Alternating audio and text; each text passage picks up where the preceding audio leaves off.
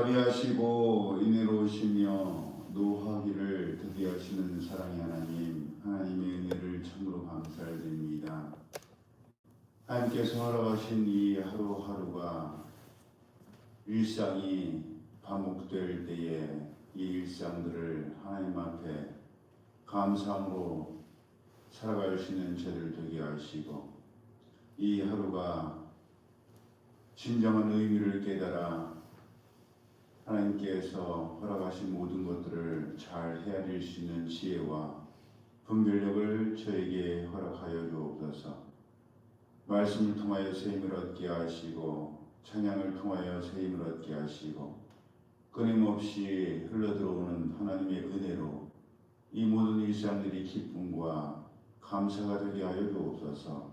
예배 시종을 주님께 맡겨드리오며 거룩하신 예수님의 이름으로 축복하며 기도드리옵나이다. 아멘. 찬송가 539장 너 예수께 조용히 나가 찬양드립니다.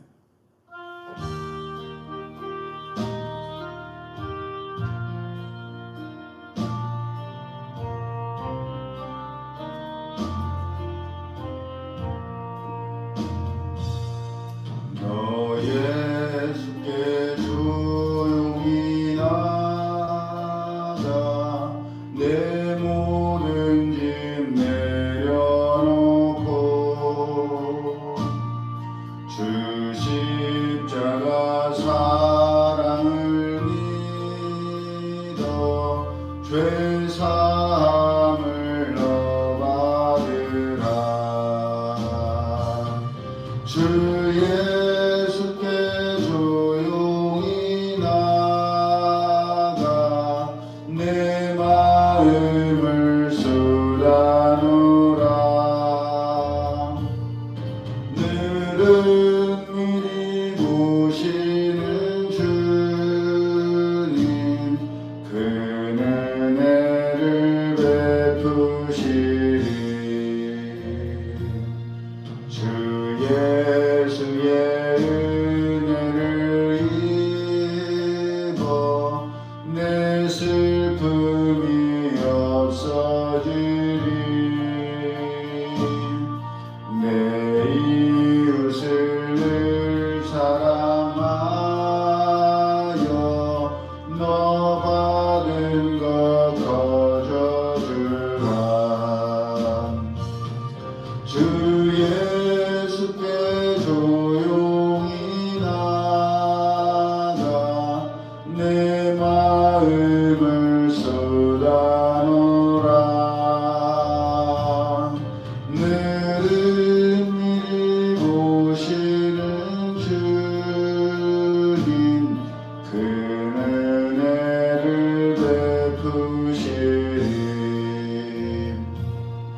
주 예수를 친구로 삼아 늘 내 옆에 모시어라. 그 영원한 생명샘물에 내 마른 목 즐기어라.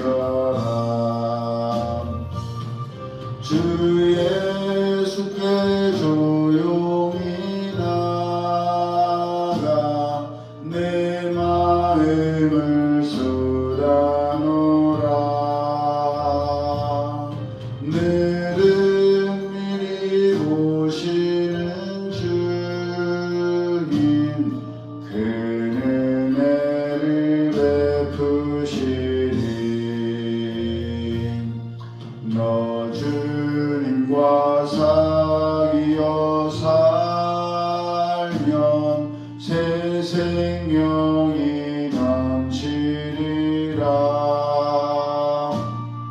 주 예수를 찾는 이 앞에 참 밝은 빛 비추어라. 주 예수께 조용히 나가 내 마음을 쏟아놓으라.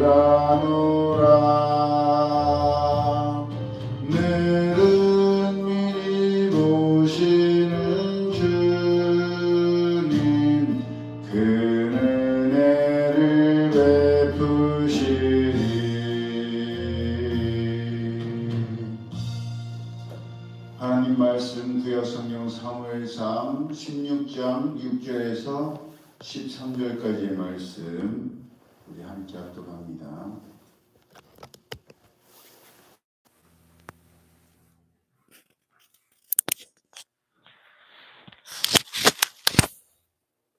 사무엘상 16장 6절에서 13절까지의 말씀.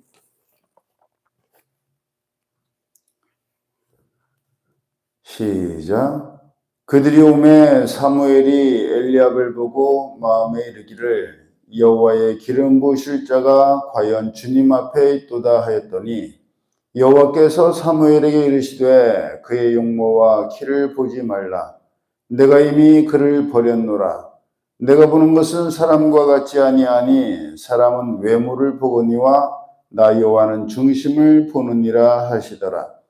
이새가 아비나답을 불러 사무엘 앞을 지나가게 하매 사무엘이 이르되 이도 여호와께서 택하지 아니하셨느니라 하니 이새가 산마로 지나게 하매 사무엘이 이르되 이도 여호와께서 택하지 아니하셨느니라 하니라. 이새가 그의 아들 7을 다 사무엘 앞으로 지나가게 하나 사무엘이 이새에게 이르되 여호와께서 이들을 택하지 아니하셨느니라 하고 또 사무엘이 이새에게 이르되 내 아들들이 다 여기 있느냐. 이새가 이르되 아직 막내가 남았는데 그는 양을 지키나이다. 사무엘이 이새에게 이르되 사람을 보내어 그를 데려오라. 그가 여기 오기까지는 우리가 식사자리에 앉지 아니하겠노라. 이에 사람을 보내어 그를 데려오매 그의 빛이 붉고 눈이 빼어나고 얼굴이 아름답더라. 여호와께서 이르시되 이가 크니 일어나 기름을 부으라 하시는지라. 사무엘이 기름 뿔병을 가져다가 그의 형제 중에서 그에게 부었더니 이날 이후로 다윗이 여호와의 영에게 크게 감동되니라. 사무엘이 떠나서 라마로 가니라. 아멘. 어제도 살펴봤던 것처럼 이 사울 왕은 끝까지 사람에게 어떻게 보일지를 신경을 썼고 이를 위해서라면 보이지 않는 것에 대해서는 신경을 쓰지 않았습니다. 그렇게 하나님께서는 보이는 것보다 보이지 않지만 더 중요한 하나님의 말씀과 영적인 것에 대해서 또 내면에 대해서 더 중요하게 여김을 사울 왕을 대신할 사람을 통해서 보여주려고 하셨습니다. 그래서 사무엘 선지자에게 언제까지 사울 왕을 위해서 슬퍼하지 말고 뿔에 기름을 채워서 이새에게 가라고 명령하셨습니다.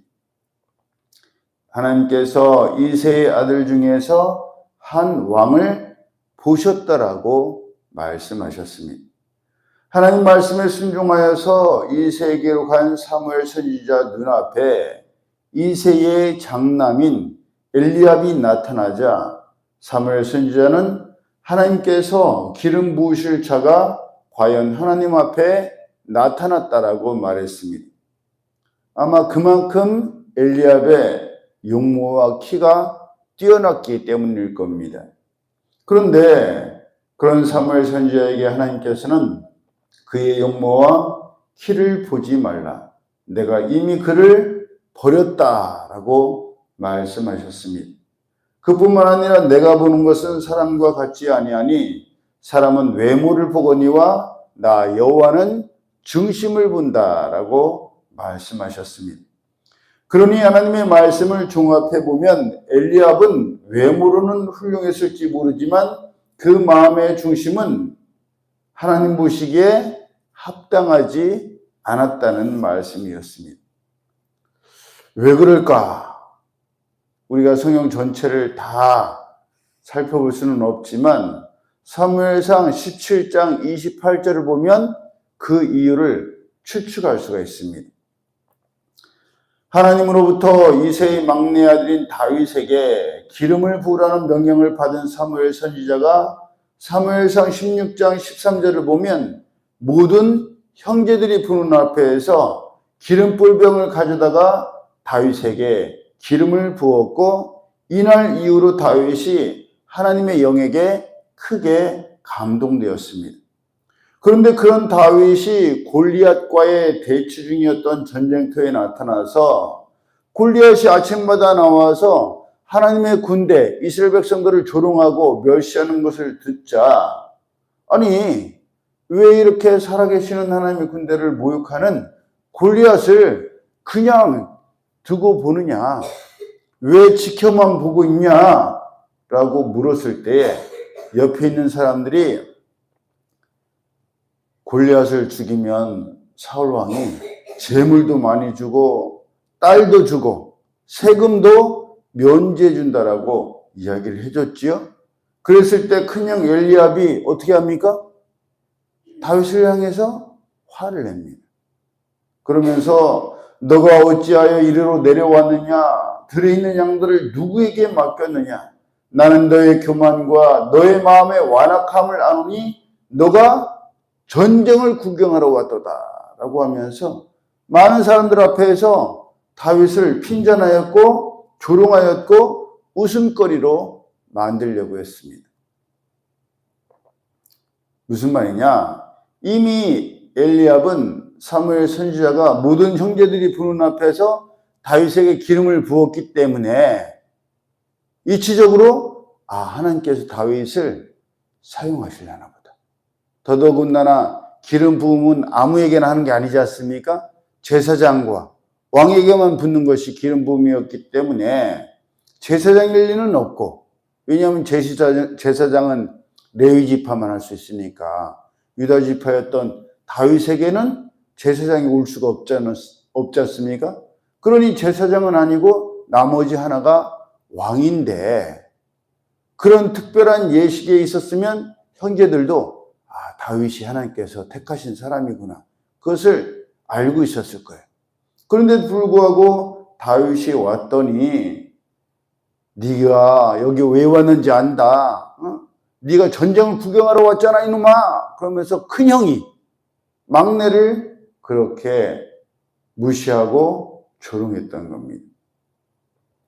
그런 내면의 옹졸함과 치사스러움이 엘리압에게 있었기 때문에 하나님께서 엘리압이 그렇게 용모가 크고 잘생기고 키가 컸는데도 불구하고 그를 택하지 않으신 것인데, 사무엘 선지자에는 아직도 그 엘리압의 용모와 키가 기름 붓기에 합당하고 왕이 되기에 합당하다고 생각했던 겁니다.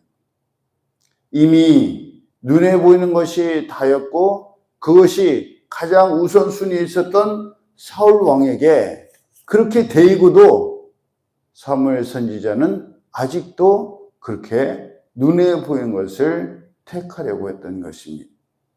그러니 하나님께서 그런 엘리압뿐만 아니라 다른 형제들을 택하지 아니하시고 다윗을 택하셨다는 것은 그만큼 다윗의 외모뿐만 아니라 마음의 중심이 하나님 보시기에 합당했다는 것이지요. 아버지 이새도 사무엘 선지자도 용모와 키와 외적인 조건들을 받기 때문에 엘리압이 왔을 때 하나님께서 찾으시는 사람이 온 줄로 알았고, 7 아들은 다 불렀지만 누구는 부르지 않았어요? 막내 다윗은 부르지를 않았어요. 왜냐? 다윗은 해당 사항이 없어라고 판단했던 것이죠. 하지만 하나님께서는 가장 늦게 온 다윗이 바로 하나님께서 찾으시던 그 사람이라고 말씀하셨고, 사무엘 선지자로 하여금 가장 늦게 온 다윗에게 기름을 붓게 하셨습니다. 예수님께서 마태복음 19장 30절을 통해서 먼저 된 자로서 나중되고 나중된 자로서 먼저 될 자가 많다라고 말씀하신 대로 나중된 다윗으로 하여금 먼저가 되게 하셨고, 또 마태복음 20장 26절을 통해서 너희 중에 누구든지 크고자 하는 자는 너희를 섬기는 자가 되라고 말씀하신 대로 모든 형제들이 사무엘 선지자의 명을 쫓아서 양을 뒤로 한 채 떠났을 때에도 다윗만은 남아서 그 양떼를 지켰으며 나중에 골리앗과 싸우게 됐을 때도 다 만류할 때 다윗이 뭐라고 얘기하죠? 하나님께서 곰의 발톱과 사자의 발톱에서도 저를 지켜주셨고 양을 위해서 목숨을 걸었을 때도 나와 함께 하셨기 때문에 나는 두려울 것이 없다라고 고백했지 않습니까? 그렇게 한 마리 양을 위해서 목숨을 걸었던 다윗의 그 순수한 마음을 하나님께서 귀하게 보시고 다윗으로 하여금 목자 없는 양 같은 이스라엘 백성들을 치게 하셨던 것입니다. 그러므로 오늘 예배드린 우리 모두도 예수님께서 마태복음 6장을 통해서 은밀한 중에 보시는 너희 아버지께서 갚으시리라 라고 말씀하셨던 것처럼 사람들은 못 보고 사람들은 모르고 지나가도 하나님께서는 모든 것을 은밀한 가운데 다 보고 계시고 다 알고 계신 줄로 믿습니다. 우리의 마음의 중심이 사람을 향하지 아니하고 하나님을 향해 있을 때에 하나님께서 하나님의 때에 반드시 그 은밀한 것들을 갚으실 줄로 믿습니다. 그러한 믿음으로 오늘을 살아가고 맡기신 일에 최선을 다하는 우리 모두가 되기를 예수님의 이름으로 축복합니다. 아멘. 기도드립니다. 사랑의 하나님, 많은 사람들이 일상에서 변화가 있기를 바라고 또 새로운 변화를 추구하려는 가운데 있습니다. 그러나 저희들은 매일의 일상이 똑같이 반복됩니다. 새벽 위에 일어나서 하나님의 전에 올라와 새벽 예배로 하루를 시작하고 하루 종일도 하나님의 말씀을 사모하며 하나님의 뜻 가운데 거하려고 힘쓰고 애쓰다가 저녁에 공적인 예배나 가정 예배를 통해서 개인의 경건 시간을 보내면서 하루를 마무리합니다. 어찌 보면 다람쥐 쳇바퀴 돌듯이 너무나 반복되는 일상이고 그로 인해서 재미가 없고 지루하기조차 할 수 있습니다. 하지만 그럼에도 불구하고 이 하루하루의 일상이 또 하나님과 소통하며 하나님과 동행하는 이 나날들이 늘 감사할 수 있는 저들 되게 하시고 하나님의 뜻 가운데 있을 때에 하나님께서 반드시 사자와 곰의 입에서 어린 양을 구하게 하셨던 것처럼 다윗이 이스라엘 백성들 위하여서 귀하게 쓰임받았던 것처럼 골리앗을 쓰러뜨리고 목자 없는 양 같은 이스라엘 백성들을 하나님께로 인도하였던 다윗과 같이 하나님 마음에 합한 자로서의 삶을 살아가게 하실 줄로 믿사오니 이 믿음 변치 않게 하여 주옵소서. 이 반복되는 하루하루의 일상이 지루하거나 억지로 나 인색함이 아니라 하나님 앞에 감사함이 되게 하시고 기쁨의 시간이 되게 하시고 행복의 시간이 되게 하여 주옵소서. 이제는 우리 주 예수 그리스도의 은혜와 하나님 아버지의 그 크신 사랑하심과 성령님의 교통하심이 은밀한 가운데 보시는 하나님께서 은밀히 갚으실 것을 믿고 믿음으로 하루하루를 최선을 다하며 살아가기를 원하는 이들 모두에게 이제로부터 영원히 함께 하실지어다. 아멘.